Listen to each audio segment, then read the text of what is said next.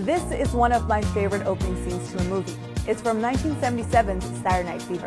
You can't tell by the way I use my walk. I'm a woman's man, no time to talk. The music- Tony Manero's walk, the Bee Gees in the background, the paint can, double-stacked pizza.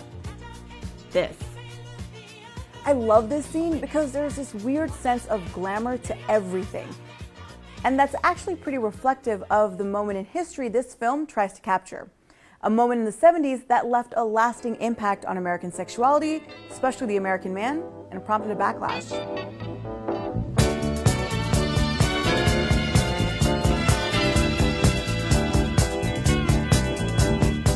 That beat is known as Four on the Floor, created by drummer Earl Young, and it changed the way we danced. And the genesis of the beat was, according to Young in a BBC interview, something kind of mundane. It's just like a walk and move like this. It's a walking feel. So when people hear that, you automatically want to move something, and I say, well, gee, this is pretty cool. So I said, I'm going to put this to a groove. Now, here's Young playing with the Tramps on a classic disco hit that you probably will recognize.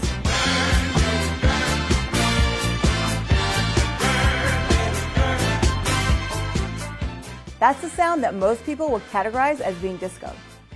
But the type of music people were dancing to in actual discos in the 70s didn't always fit that description. Disco was a very eclectic sort of music.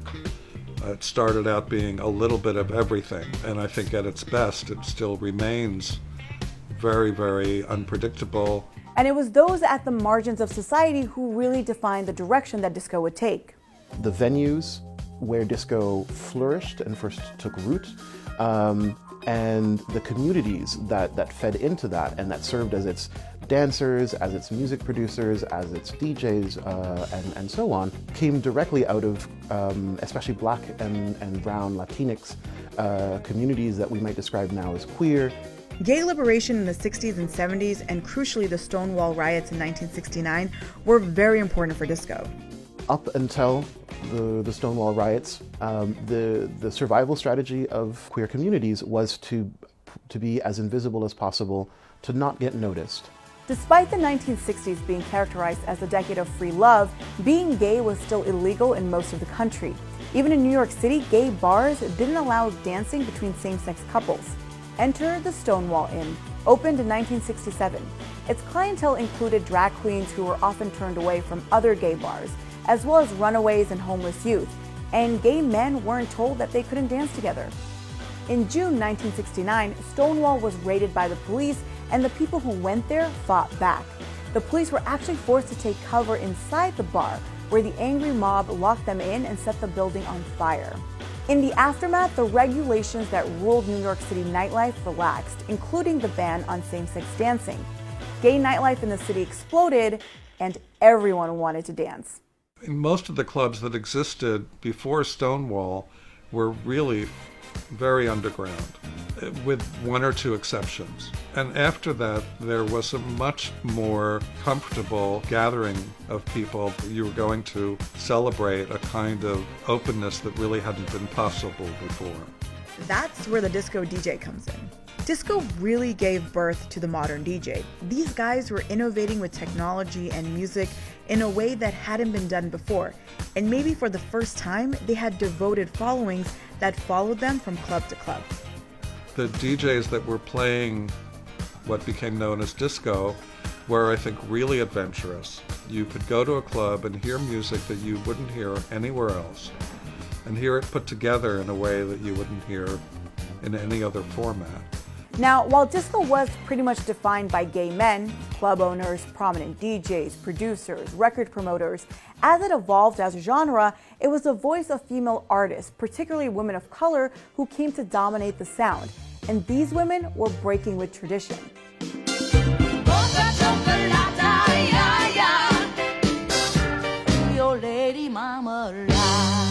LaBelle's Lady Marmalade was an iconic 70s song, unabashedly sexually aggressive, and it was about a sex worker. Literally translates to, do you want to sleep with me? Lady Marmalade happened and I'm really happy, and we're happy that it was as big as it was, and as big as it was in the clubs and in disco. But that was really just kind of like the icing on the cake of who we were as a group. 4 or 5 years before that track was released, the then called Patti LaBelle and the Bluebells traded in their matching dresses and hairstyles for a look that was, well, a little more radical.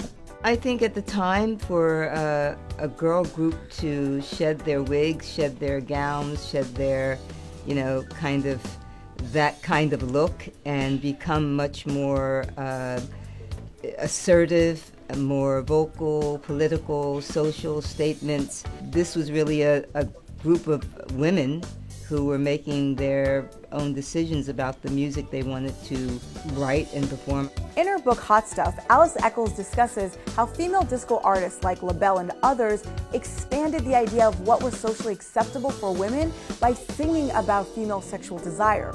LaBelle was early on the scene with tracks like Lady Marmalade and later Going Down Makes Me Shiver. Going down to your river, every time it makes me shiver. Then came Donna Summer. Although not quite literally, with her 17-minute-long Monathon, Love to Love You Baby. And Anita Ward's 1979 hit Ring My Bell wasn't actually about ringing any literal bells, a fact that escaped me when I was singing along to it as a kid.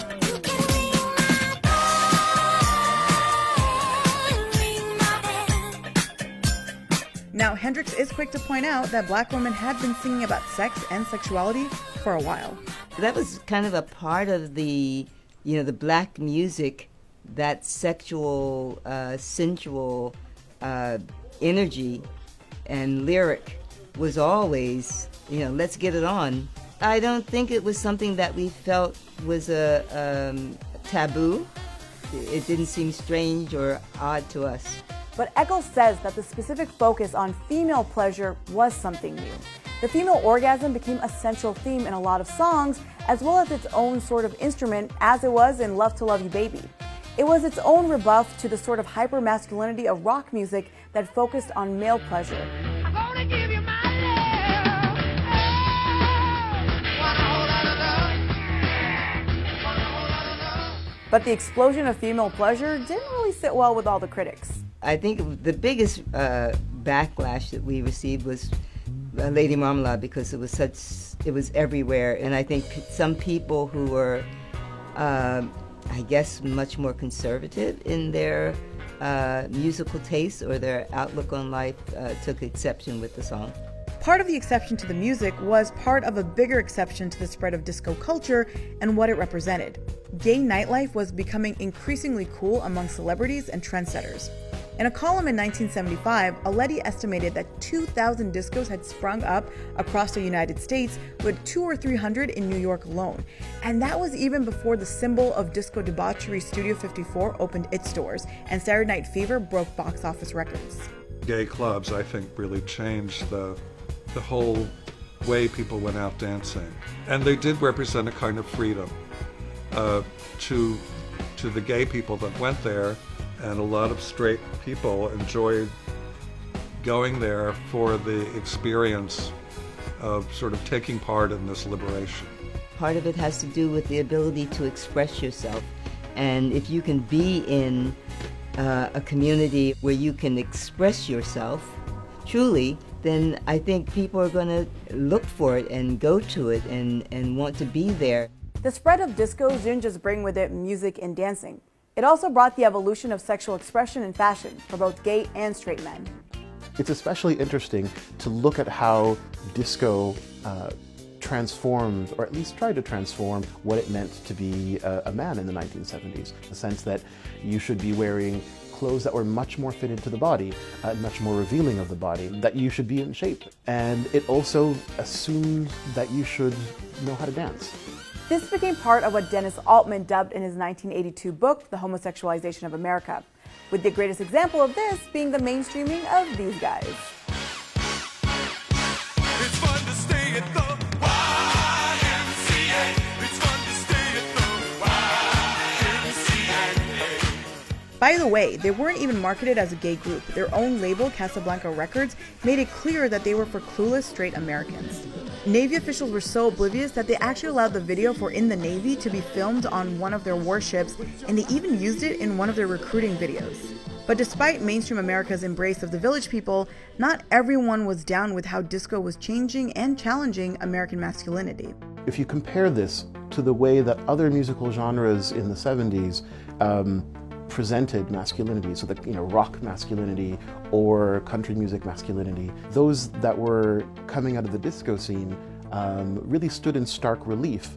A lot of people resented exactly that impact, the sense that gay culture was sneaking out into the mainstream and taking over on some level. And this really came to a head in 1979. That's when Chicago radio DJ Steve Dahl organized Disco Demolition Night at Comiskey Park, not long after being fired when the station he worked for switched to a disco format. Dahl had this to say when he was asked by news outlets what he had against disco. Well, the first thing I have against it is that I can never find a white three-piece suit that fits me off the rack. So I hate the taste of pina coladas. I'm allergic to gold jewelry, so there's nothing there for me. You can see now, in hindsight, a real concerted effort by journalists, radio personalities, and so on to vilify disco ahead of this crash. The disco backlash wasn't just one thing. It was a lot of things coming together. Notably, there was a crash in disco sales, in the sale of disco recordings. The bubble popped, so to speak. But in addition to the backlash and dropping record sales, there was also the impact of the AIDS epidemic, especially on the gay community and the gay community that was going to the clubs. I think the impact that AIDS had on the key audience for a lot of clubs was devastating. You can't keep going when a lot of your audience is dying. A lot of the people who were involved in opening up society, we lost a lot of those people.